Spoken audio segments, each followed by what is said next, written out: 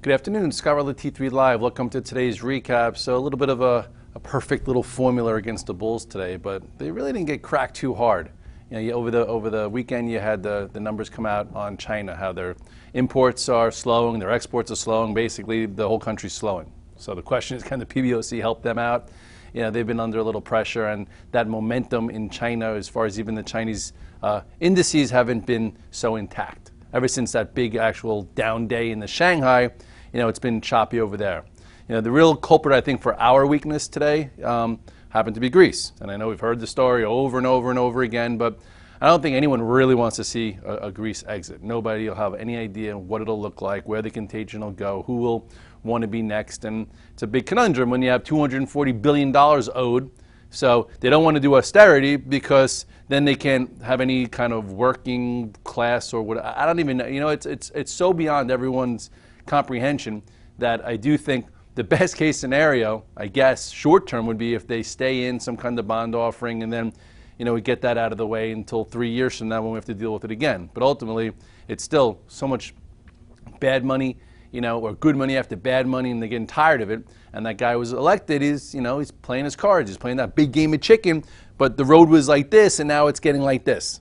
And we have February 11th, which is a deadline that they have to come up with some kind of proposal and a plan, which is Wednesday. And then they have another deadline, I think it's the 16th or that before Tuesday. So between now and Tuesday, I think we're going to get something. And the question is, what is it going to be? And I personally think the traders don't want to miss if they stay in some kind of breakout move, or they don't want to get caught if, they say, what, we're not paying our bills, we don't want to pay our bills, let's go back to the drachma, and then I think you're going to get some serious volatility. So at this point, I think the low gross, low net scenario is paying off, especially knowing your time frame. And if you look at what happened in the indices today, not a whole lot. Today was one of those days for patience, which we were trying to talk about all day long, because if you go to the chart, you'll see, this was last week, right? This is when everyone in the world thought we were going to break down, including me.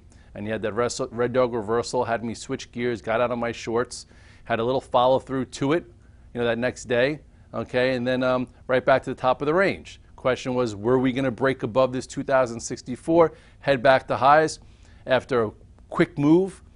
Hard to do. So you had this small RDR up here, not as powerful as this one, okay? And then after the weekend news, you had a down day. So you look at it like this, and you're like, okay, what do we see here? You could even do some fibs here. A lot of people like when you do fibs to see, what constitutes commitment, what constitutes a strong market, and you go from high to, the low to the high here. And all in all, what have we done so far? We, came below the 0.25. That's why I was saying if we were to hold Friday's low, that would be very impressive. So I wasn't, on the VTF, you saw me not buying a heck of a lot of stuff in the morning because I wasn't sure if we would hold. I actually tried fading this move here, and I didn't do so well. But anyway, got below this, held the 8-day, and held above the 0.382% retracement. So, in my thoughts, I was like, I think we get a crack at this, okay, which would be the, a more, selective spot to buy. But again, you never get exactly what you want. And then the 50% retracement comes back pretty much where it cleared at this 2026, which would be, the last spot that traders would want for commitment. And then I guess we've seen the 0.618% hold, but that just means it's a very sloppy tape. I'd rather see some sideways up here. So next time if there's some kind of resolution and it happens to be them staying in or whatever, next time above this, it'll be somewhat more defined. You go to the Russell, it too, I wouldn't say, oh my goodness, it's going to go back to the lows, and like there are guys that harp on the Russell every day on how it's not going anywhere and it's not tradable, blah, blah, blah. P.S. Here's your red dog reversal on the bottom end of the range, gap up. You did get another one up here, so from 115 to 125 points higher. It's pulled back somewhat. Same as the SPX. I'm thinking we get a crack somewhere in here to put some size back on. If we get some kind of reversal like you saw here, maybe into this spot, that would produce a higher low and a decent size retracement, and then it can go. If it happened to go here and fail, then again, choppy mess. We've been seeing this choppy mess for quite some time. Someone was pointing out to me last year at this time, which made some sense, and I remember it really well. Remember this range? Here it was. look at the size of this range. This was the same type of range. I think it happened a little bit later where you had this, I just remembered, everyone was shorting it down here. Then you had this false breakout to the upside, producing a nice outside red dog reversal. Came back in, came back to the bottom end, small red dog reversal, held in the middle end of it, didn't go back to the higher end, and then below. Gave you an overthrow on the downside, back into the range, and then it cleared it and continued. And that whole thing took 4 months. And that's what these ranges are meant to do. They're meant to get everyone off board or off gear or on tilt so they can't just sit in for what was the next range, for higher prices. So fast forward to where we are now, okay, this range that we've been in pretty much since, we crossed this the first time here almost in November. So November, December, January, almost 4 months. 4 months of trading back and forth where we'll see what's next. I showed you the IWM. Let's look at the Qs. Qs, all in all, held in somewhat well.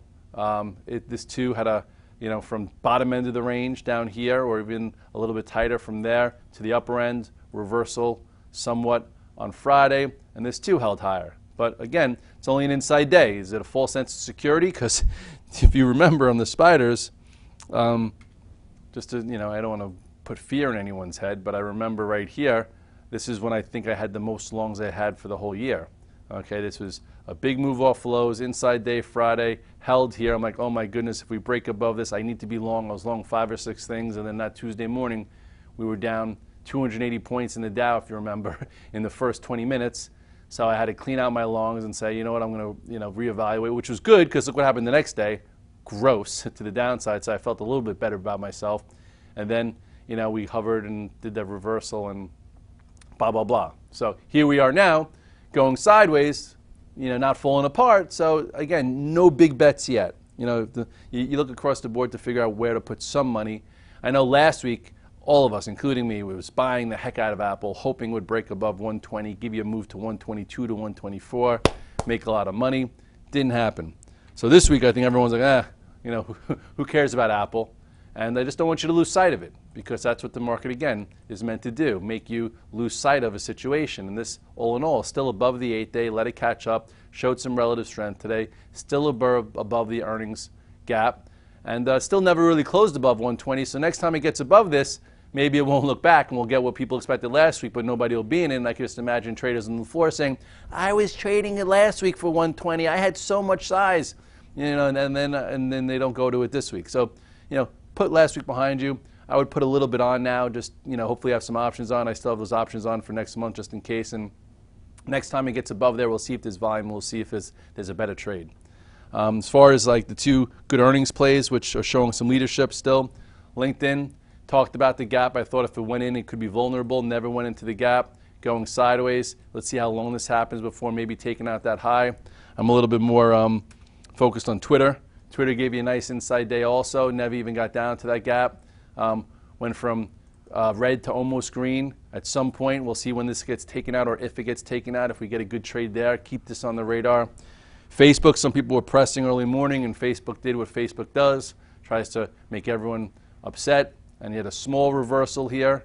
Still below all the moving averages, insiders selling, so much overhang from WhatsApp. So maybe you cover some, or some people got a little long. I didn't do any of that. I just ignored it. And then you have Yelp, which is broken, which I don't think I've touched long, or definitely didn't take into earnings, which I don't think anyone did in our firm, and down another $2. This stock's been broken. People try and make fun of guys that ride trends, but the trend in Yelp was strong. Okay. During this entire phase. It even broke up here way before this trend and then became a broken methodical mess. Okay, G-Pro was really good to us here. Okay, remember this? This was when it first came public, and stocks move fast when they first come public. That's why we focus on them. Okay, and when they're above the 8 and 21 day and they get above their IPO high, I remember being long right in here and then cleared, you get a nice move. And look at the move that GoPro had. Okay, all the way until the peak there. So this was a momentum move, and when momentum moves happen, it's a beautiful thing because it happens fast, and there's shorts involved, and it's above the 8-day, and it's trending. This was for like a whole month or two. Gave you another nice flag right here. okay, before getting above this high and continuing, and then another flag right here before getting above the high and continuing, and then, it peaked. Okay, now let's just look at the chart again. So this is when it changed. This was the first time it went below the 8-day. So that's when I finally stopped telling people, to buy the dip or look for a pattern. This was your upper wedge that broke to the downside. Here is your caution. So from 40 to almost 95, a heck of a run. A run that probably knocked the teeth out of some shorts that were doing it too early and didn't, maybe not even be solvent until their trade worked out. And hopefully, that's not the case, because I don't want to ever see people blow up. But anyway, you go back to the chart, and it definitely changed, okay, and it became much more of a methodical scenario where you had some trades and some moves, and all in all, this is where you are now with G-Pro, okay. Is it above the 8 and 21 day? Below. Tried to reclaim it? Below. Tried to reclaim it? No one takes it into earnings? Down to 44 again. So trends change, and if you want to draw a line with a crayon here, here's your downtrend. Never got back above it. Same thing for BABA. BABA was a great trade for traders when it first came public. Okay, when it first came public, there was not as many shares out there to be sold. Some, sky's always the limit. Here is when you had your flag. 92, we said BABA to, BABA to BUD 120. Here's when it got above the IPO high. Gave you that move, and then right here was your first caution flag, right there, reversal right at 120. And then from there, look what it was above the 8-day the entire time, above the 21-day, and then this is really when it changed, right here. Okay, that's when it said, okay, the momentum's gone. I remember buying this pullback, and then it failed here, and then I was like, okay, we got to figure this out. And you look at it, lo and behold, you had this downtrend that controlled it. You had some trades in the bottom end of it. And then, into earnings, no one takes into earnings. I took options out of where 0. Then what happened here? Couldn't get into the earnings gap for even a trade, and then went lower. And now it's down here. And you don't see us talking about it as much, because this is when we talked about it, and this is when the momentum was there. This is when it changed. And that's when, if you were thinking short during this time period, here's when maybe you put it on. And then anyway, stocks change, momentum change, situations change. We're real-time traders. We trade, and we move on, and we change our strategies based on the action. So, as far as Bob is concerned, maybe you get a tic-tac trade or whatever, but it's, it's not in that wheelhouse of strong stocks right now. So you want to make sure you you change your go-to list when things change. And, you could tell by my morning note what I'm focusing on or what we're doing. And when that change, we try and recognize it and we move on. Let me just see what time it is. Okay. So with that said, the next few days will be interesting. We'll see if we hold higher or not. We'll see if the range goes back into its full effect from lower to higher to lower to higher, or do we hold in there and then get some kind of resolution on some of these issues, whether it's they're meeting with Russia again on Wednesday, or whether, I think, which is more the concern, is whether or not Greece comes to terms and they come with some kind of negotiation where it's not just hardball, and then saying, well, I'm not paying my bills and we're gone. Because if they're gone, no one really knows what's going to happen. Everyone's just a guess. And I think we need to get some clarity before we finally get above that 2,064 and then get some kind of sustainable move thereafter where we feel a bit more comfortable in some kind of portfolio approach versus tactical and using a tier system in long and short. With that said, I'll see you tomorrow. Have a good night.